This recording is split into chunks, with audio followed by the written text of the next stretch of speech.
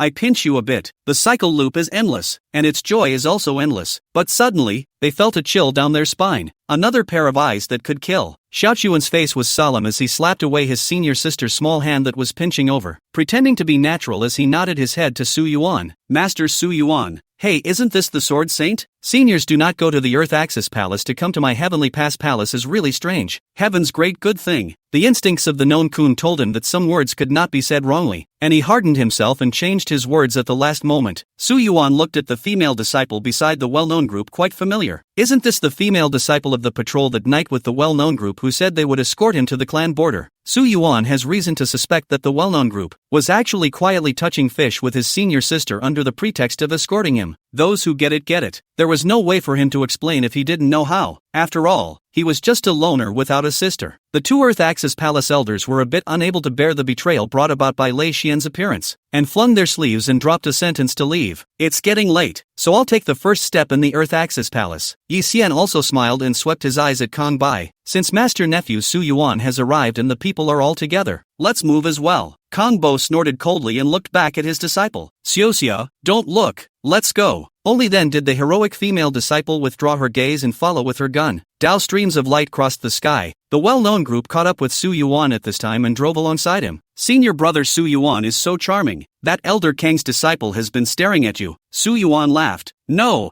I just saw in her eyes that she wanted to compare notes. Sujia Town. Although the name of the town, but that was 1,000 years ago. Today's Sujia Town was already a vastly large city, only that the sky outside the city suddenly cut through countless streams of light, blocking off the sky. The city was full of mortals, and the few who were qualified to go up to the sky were all stopped, without exception. Some of the Su clan's children chided those who stopped in front of them, flashing their identities as inner disciples of the swinging demon sword sect, trying to get them to let themselves, who were also disciples, out. Even Su clan's current Taishan elder, the only seventh order within the clan, Su Changfeng, was startled by the strange changes in the sky, and stepped out of his family's extensive mansion to look at the sky, only to see four more figures side by side in the middle of the disciples blocking the sky. Although they were of the same seventh rank, the aura on these four figures was very different from Su Changfeng's own, as if one was a true seventh rank and one was a false seventh rank. A majestic voice came out of the air. Tianguan Palace Earth Axis Palace join hands to investigate the case. Blockade Sujia Town. Idle people do not move, or else they will be treated as thieves. Looking at the four figures, Su Changfeng straightened his clothes, making sure that his hair was all neatly tied up and his beard was meticulously groomed. He stepped into the air and rose to the front of the four, respectfully saluting. Su clan Su Changfeng, meet the four hall masters. All of you are here for the thief that the old man captured, right? It's a pity that the old man's strength is not good. Failed to find out the fishy. Let him be burned clean by the strange flame in front of the old man. This is the old man's sin. Please also ask the clan to lower the punishment. The four of them stared at Su Changfeng closely, but they could not see a trace of panic from Su Changfeng's face. There was only respect as well as a devotion that was bent on seeking punishment. Chapter 147, The Perfect Saying. Earth Axis Palace's Law Enforcement Hall Elder Tang coldly asked, Su Changfeng, your Su clan since the first generation into my swinging demon sword sect, so far has been more than 200 years. Su clan in the clan is also one of the largest clan, but also occupies a large city outside the mountain gate. Look at your feet. The Su clan more than 100,000 people, of which there are nearly 1,000 of the inner door disciples. The Su clan can be today, relying on what do you know? Su Changfeng bent his body even lower, almost at a right angle. Changfeng does not dare to forget. Su's ability to have today relies solely on the clan's grace. Without the swinging demon sword sect, there would be no splendor for my Su's today. Elder Shen spoke again. There seems to be one person in Su's generation who is approaching the 7th rank, and is expected to be granted immortal nature by the patriarch himself to step into the 7th rank. Su Changfeng, you should understand what this represents, right? Su Changfeng's old face lifted slightly, full of surprise and eagerness. Even the bottom of his eyes were moved to shed tears. That Su's disciple had already been designated as hopeless to advance into the 7th order by himself. If he can really be bestowed with immortal nature, to him, to Changfeng, to the Su clan, it's a heavenly good thing. Changfeng will certainly be grateful for the virtue and obey the clan's commands. The two elders of the Earth Axis Palace were both gracious and powerful, and came up first to try some words, wanting to see a hint of clues from Su Changfeng's face. However, the look on Su Changfeng's face was always the same, and he answered the questions and answers with an unquestioning demeanor. Elder Tang and Elder Shen glanced at each other. The skepticism in their eyes slightly diminished, but they still couldn't completely put it down. Kong Bo snapped at this time. Su Changfeng,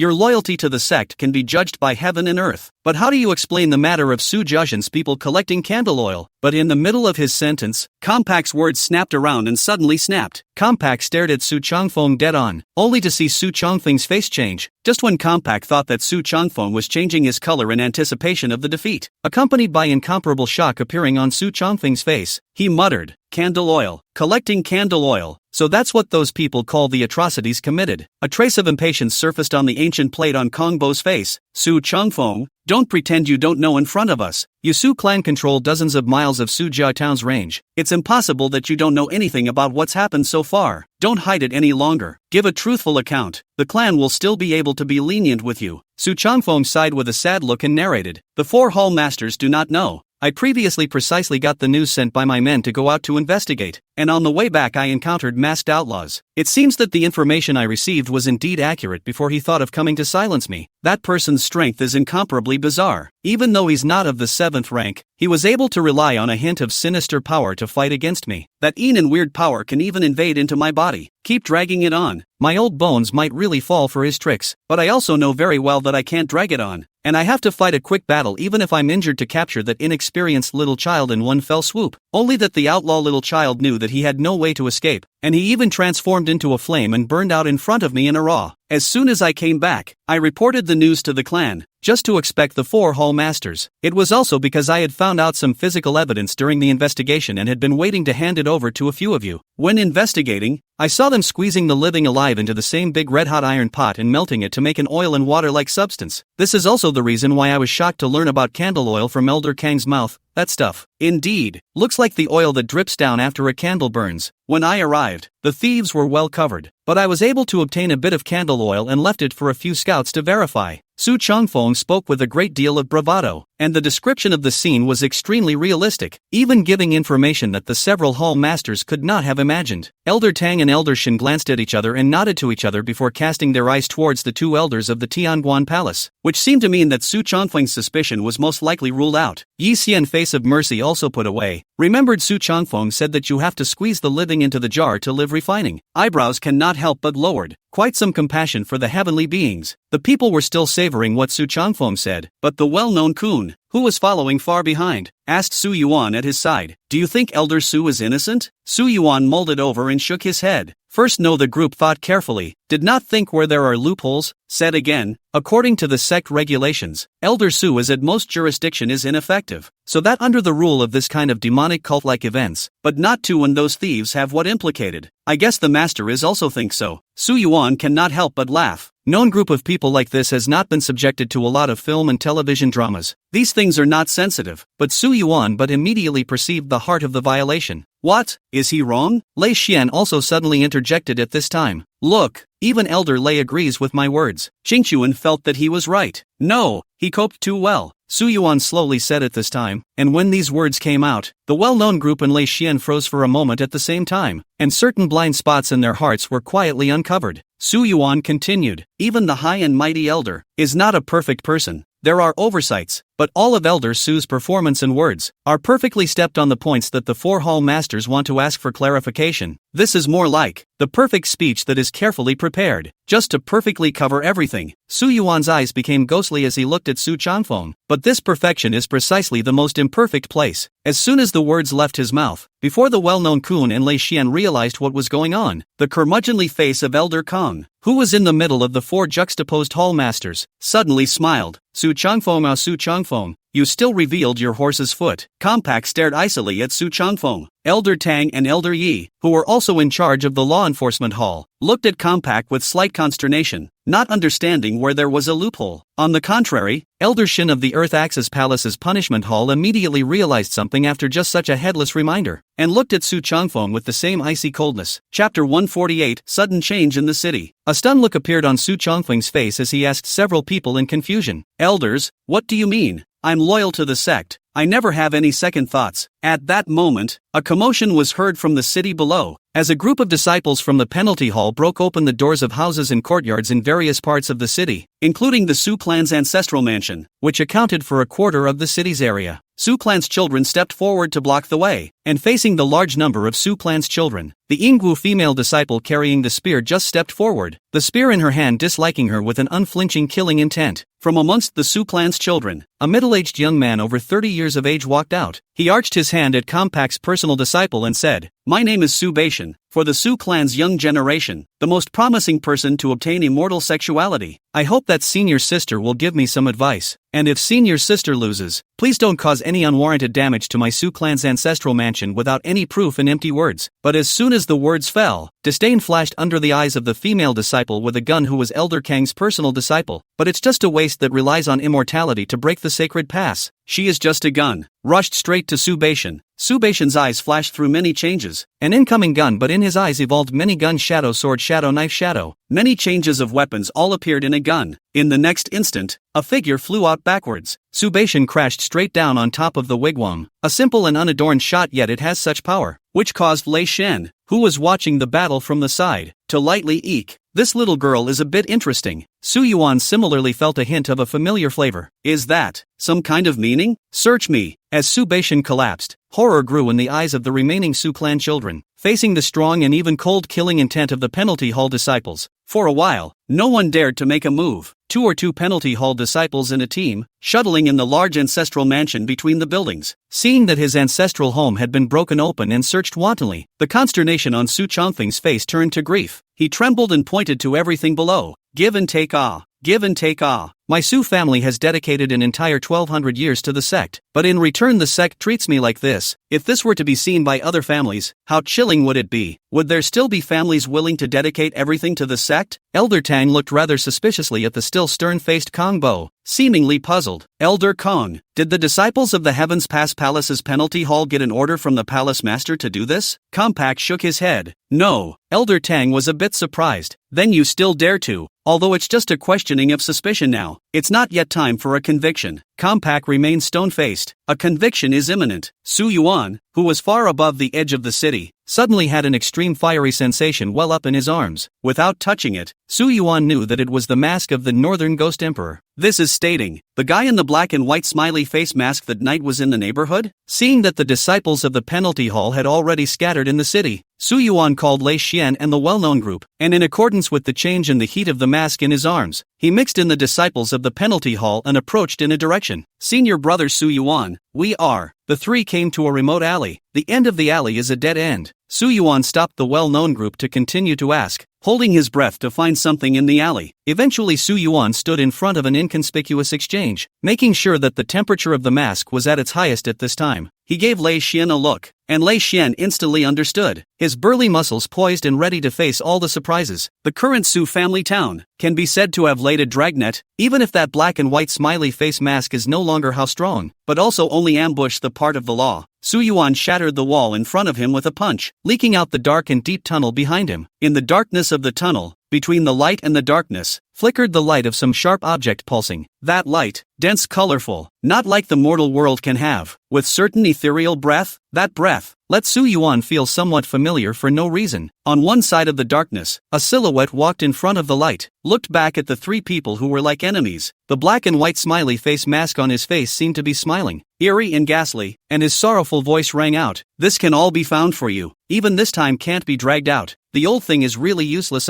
Before Su Yuan's trio could think carefully about what the black and white smiley's words meant, the hunched figure wearing a black and white smiley mask reached out and crushed the sharp object that shimmered with a dense seven-colored light. Elder Kang's own disciple, the Yinggu female disciple carrying a gun, returned to Kong Bo and shook her head. "Master, nothing was found. What about the rest of the city? All those underground markets and dark tunnels?" The Yinggu female disciple shook her head. "Nothing, the traces were all cleaned up." Kong Bo still had a stern face, only compared to before. Today he seemed to be relieved and more certain. He sighed to Su Chongfeng. "In the Hall of Punishment, there is never a shortage of smart sinners like you. thinking that you have done a seamless job, but you have never thought that perfection is your most imperfect omission. The conversation between Compaq and the disciple was also heard by the other 3 elders, and they all understood what was going on. Nothing was found, and to be able to clean up the traces cleanly, in this Sujia town, besides Su, who else could do it? You guys, you don't have any evidence to say that Su, did this? This is a complete frame-up. Su Changfeng first acted thoughtful, then gritted his teeth and roared viciously, but Yi Xian's naturally benevolent brow cooled. Su Changfeng, there are some things that can't be excused without evidence. Here, it's a world where the strong are honored. In the next instant, the 4 of them struck out at the same time, sealing off all the directions that Su Changfeng could avoid, with the attitude that they were bound to capture him. It was only at the last moment that Su Changfeng tore away his previous disguise, his expression becoming incomparably hideous. Lord Earth Envoy,